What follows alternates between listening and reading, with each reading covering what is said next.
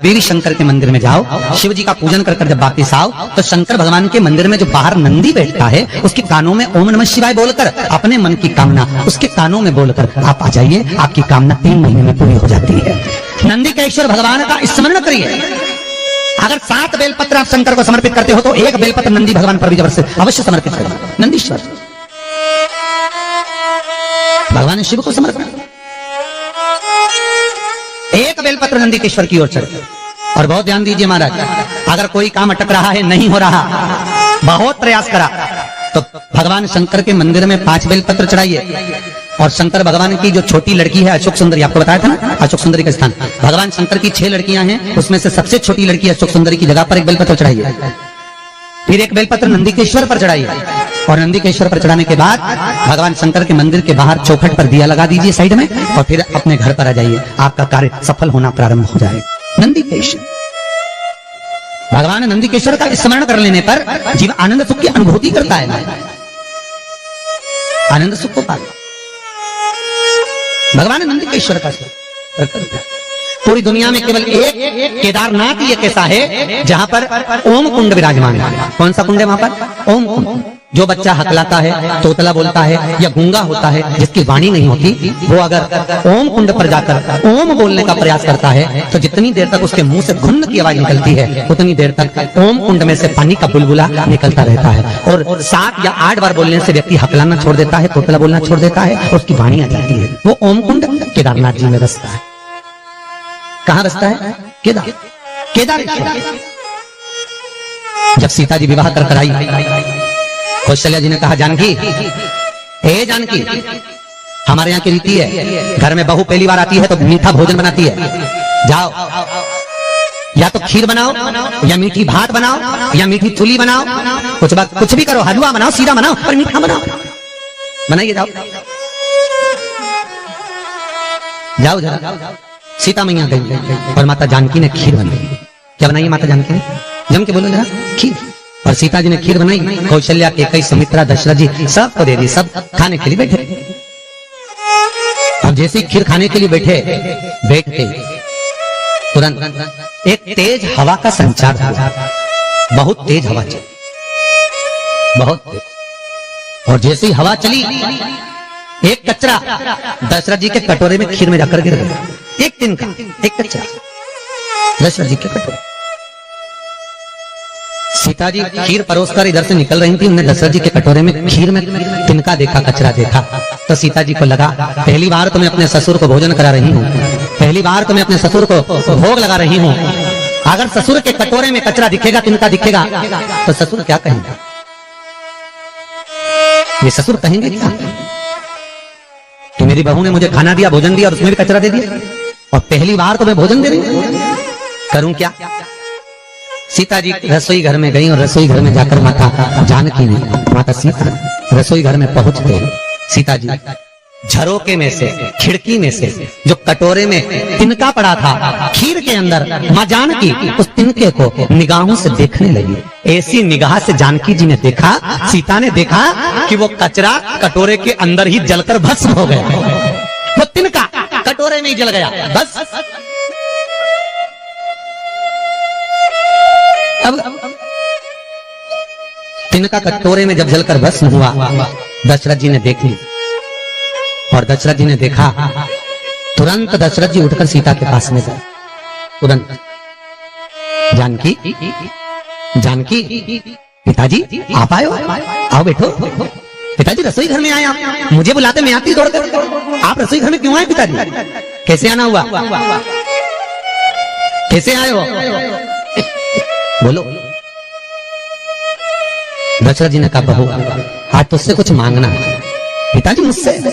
आज तो मैंने पहली बार आपको मीठा भोजन बनाकर खिलाया है, बहू को कुछ देना चाहिए, और आज ससुर मांगने के लिए आए। मेरे ससुर मांगने के लिए आए हैं, राजा दशरथ आज सीता से मांगने के लिए आए हैं। ये क्या? बहू आज मुझे तुझसे कुछ मांगना है, देगी? हाँ पिताजी, मांगो, क्या चाहिए? सीता, पहले राम की सौगंध खा कि तुझसे जो मांगूंगा तुझे देना पड़ेगा। सीता जी कहती हैं, प्रभु पिताजी मैं भले सौगंध न खाऊं पर जो मांगोगे दे दूंगी। बोलो क्या चाहिए? बोलो। ससुर जी आपको क्या चाहिए? पिताजी क्या चाहिए? दशरथ जी बोले वचन तो देना पड़ेगा, पहले वचन दे। वचन देती हूँ पिताजी। ये सीता अपने ससुर दशरथ को आज वचन देती है, जो रसोई घर अन्नपूर्णा में जो आप मंगोगे मैं दूंगी। तो दशरथ जी ने कहा तूने वचन दिया है सीता, तो मुझे आज वचन के रूप में दे दे कि जैसे आज तूने कटोरे में पड़े हुए तिनके को देखा, ऐसा किसी दुश्मन को। 2 बार पशुपति व्रत कर लिए, आपने ये कर लिया, आपने प्रदोष कर लिया, आपने सोमवार कर लिया, आपने सारे अनुष्ठान कर लिए, बहुत सारे उपाय भी करे। तो शुक्रवार के दिन अगर शंकर के मंदिर में जल चढ़ाया जाए तो नारी का अखंड सौभाग्य होता है। शुक्रवार के दिन बेलपत्री के वृक्ष के नीचे बैठकर घृत का दिया लगाकर शरीर में जो रोग है उसका स्मरण कर कल करके देखना। जो बच्चा चिड़चिड़ कर रहा हो, बहुत गुस्सा कर रहा हो, बहुत गुस्सा, जो बहू चिड़चिड़ कर रही हो, जो सास चिड़चिड़ कर रही हो, भाई बंधु कुटुंब कोई चिड़चिड़ कर रहा हो, बहुत क्लेश घर में हो रहा हो, एक कटोरी में पानी लो, तुमरुका जी का नाम लो, शिव जी का नाम लेकर, तुमरुका जी का नाम लेकर थोड़ा सा पानी का आचमन करा दो। 10 मिनट 5 मिनट में एकदम चुप, लड़ी नहीं सकती, गुस्सा। लक्ष्मी सबसे ज्यादा प्रसन्न कौन से दिन होती है? जम के बोलिए जरा। शुक्रवार। तो शुक्रवार को लक्ष्मी सबसे ज्यादा प्रसन्न क्यों होती है? शिव महापुराण यहाँ तक विष्णु पुराण करती है, स्कंद पुराण वर्णन करती है, कार्तिक खंड वर्णन करता है कि तुलसी का क्यारा गोल है, चौकोर है, षडाकार का है। उसका भी प्रमाण हमारे शास्त्र में लिखा हुआ है कि अगर तुलसी का कुंड गोल है तो वो ऐश्वर्य प्राप्त करता है, तुलसी का कुंड चौकोर है तो वो वंश की वृद्धि करता है, तुलसी का कुंड अगर षडाकृति का है, 6 फलक वाला है तो वो घर में संपदा की वृद्धि करता है। ये तुलसी के कुंड का भी प्रमाण हमारे यहाँ शास्त्र में लिखा हुआ है कि कुंडा कैसा होना चाहिए, तुलसी के कुंड की आकृति कैसी होना चाहिए। उसके प्रसन्न होने का कारण क्या था? लक्ष्मी जी के 2 भाई थे, दोनों की शादी नहीं हो रही थी, दाता और विधाता, दोनों का विवाह नहीं हो रहा। और दाता विधाता के लिए लक्ष्मी बड़ी परेशान थी, रोज नारायण से कहती थी प्रभु कुछ कृपा करिए, दाता विधाता का विवाह नहीं हो रहा, उम्र होती चली जा रही, इनका कुछ करिए प्रभु, आप नारायण आप कुछ तो कर सकते हो। भगवान नारायण ने तब लक्ष्मी से कहा एक काम करो, बेलपत्री के पेड़ के नीचे बैठकर लक्ष्मी तुम अनुष्ठान करो तुम्हारे भाइयों के विवाह के लिए। इसलिए आज भी हमारे हिंदू धर्म की रीति है कि बेलपत्री के पेड़ के नीचे शाम के समय लक्ष्मी का वासा होता है। इसलिए लोग इस बेलपत्री के पेड़ के नीचे तुम्हारा रात्रि को शाम को 6 बजे से लेकर रात्रि को 8 बजे तक तुम्हारा निवास होगा। जैसे पीपल के पेड़ में देवताओं का निवास, आपको आप लोगों ने यदि पद्म पुराण पढ़ी होगी या सुनी होगी तो उसमें स्पष्ट कहा है। पीपल के वृक्ष की गणना ध्यान देना, पीपल के वृक्ष में सुबह 4 बजे से लेकर 7 बजे तक ब्रह्मा जी का वासा होता है। पीपल के वृक्ष में सुबह 7 बजे तक ब्रह्मा जी का वासा, 7 बजे से लेकर 10:30 बजे तक पीपल के वृक्ष में भगवान विष्णु का वासा होता है। कितनी बजे तक? 10:30। 10:30 से लेकर 11:30 12 बजे तक पीपल के वृक्ष में पितरों का वासा होता है। इसलिए हमारे यहाँ पितरों को श्राद्ध पक्ष में जो भोजन कराया जाता है वो 10:30 से 12 के बीच में कराया जाता है।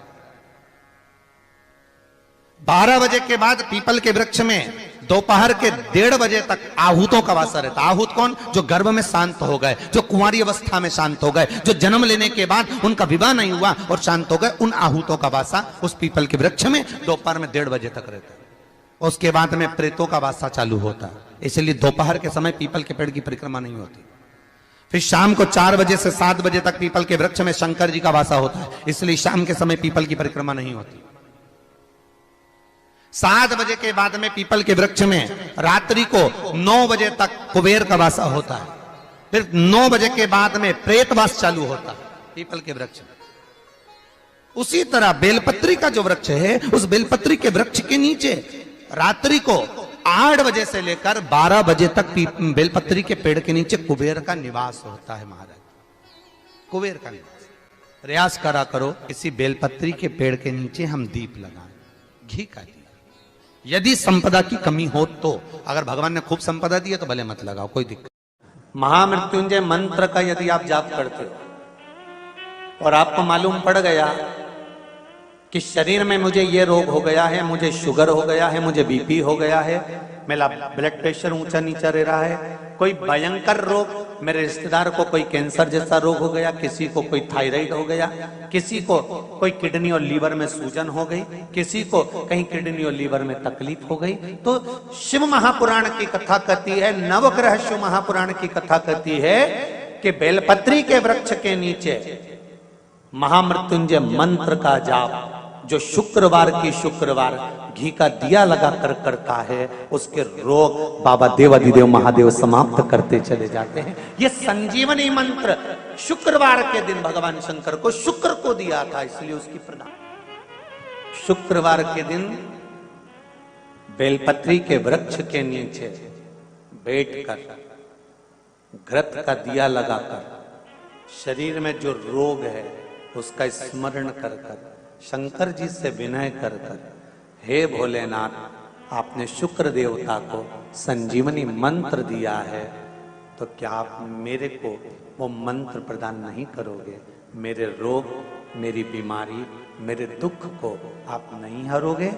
शिव से कहो ये शरीर आपने दिया है और भजन करने के लिए दिया है, स्मरण करने के लिए दिया है, कीर्तन करने के लिए दिया है, तो संभालोगे भी आप। और बेलपत्री की ओर मुख कर कर घी का दिया लगाकर महामृत्युंजय मंत्र का स्मरण कर लेने पर धीरे धीरे धीरे धीरे धीरे धीरे वो रोग समाप्ति की ओर आता चले जाता। अगर आप शंकर भगवान को एक लोटा पानी अगर शिव को समर्पित कर रहे हो, श्वेत पुष्प को रखकर शंकर जी के ऊपर सफेद फूल को चढ़ाकर अगर एक लोटा जल भी एक पात्र जल भी शंकर को समर्पित कर रहे हो, तो ये लक्ष्मी के लिए ही तो कर रहे हो। और कौन सी लक्ष्मी? पूर्ण लक्ष्मी, पूर्ण लक्ष्मी। आपको पहले भी कथा में कहा, एक बार भगवान विष्णु के सामने लक्ष्मी मैया ने बहुत तेज स्वर में कह दिया था, नारायण दुनिया के लोग आपका नाम जपते हैं, दुनिया के लोग नारायण नारायण कहते हैं, दुनिया के लोग आपका भजन करते हैं, पर सत्य मायने में कहूं ना तो मेरे बिना दुनिया के लोगों की नहीं चल सकती, मेरे बिना दुनिया नहीं चल सकती, संसार मेरे बिना नहीं चल सकता। भगवान विष्णु ने कहा ये तो गलत है लक्ष्मी आपका कहना। एक दिन लक्ष्मी को अहंकार आ गया, अहंकार के संबोधन जब माता लक्ष्मी करने लगी तो भगवान उसी समय पर भगवान विष्णु को क्रोध आ गया और भगवान विष्णु ने कह दिया लक्ष्मी तू इतनी बड़ी बड़ी बात कहती है कि तेरे बिना नहीं रह सकती संसार? मैं तुझे कहता हूं लक्ष्मी तू अपूर्ण है, तू अपूर्ण है, तू पूर्ण कब हो गई?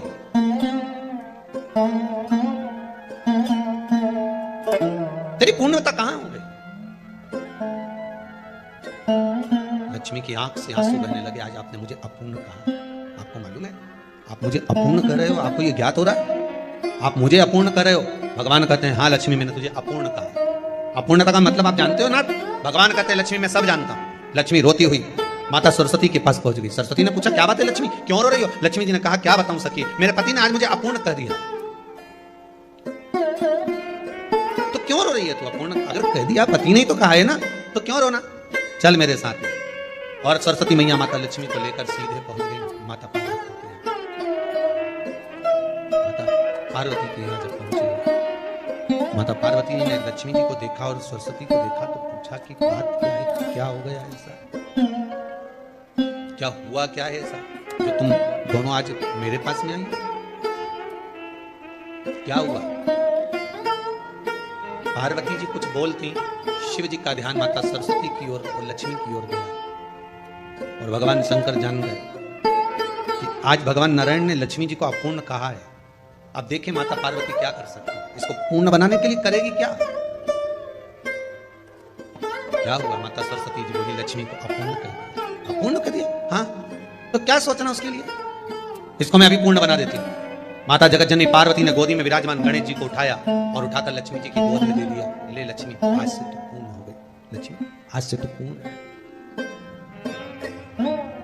गोदी में जब तक संतान नहीं है तो नारी को लोग अपूर्ण समझते हैं, पर माता पार्वती जी ने संपूर्ण ब्रह्मांड में एक सिद्धता प्रदान कर दी कि अपने गोदी के लाल को, अपने गोदी के पुत्र को माता ने लक्ष्मी की गोद में देकर लक्ष्मी को पूर्ण बनाया। शिव महापुराण यहाँ तक विष्णु पुराण करती है, स्कंद पुराण वर्णन करती है, कार्तिक खंड वर्णन करता है कि तुलसी का क्यारा गोल है, चौकोर है, षडाकार का है। उसका भी प्रमाण हमारे शास्त्र में लिखा हुआ है कि अगर तुलसी का कुंड गोल है तो वो ऐश्वर्य प्राप्त करता है, तुलसी का कुंड चौकोर है तो वो वंश की वृद्धि करता है, तुलसी का कुंड अगर षडाकृति का है, 6 फलक वाला है तो वो घर में संपदा की वृद्धि करता है। ये तुलसी के कुंड का भी प्रमाण हमारे यहाँ शास्त्र में लिखा हुआ है कि कुंडा कैसा होना चाहिए, तुलसी के कुंड की आकृति कैसी होना चाहिए, तुलसी का कुंड होना कैसा चाहिए, वो उसका भी प्रमाण हमारे यहाँ स्कंद पुराण में लिखा हुआ है, विष्णु पुराण में लिखा हुआ है। कि आपको क्या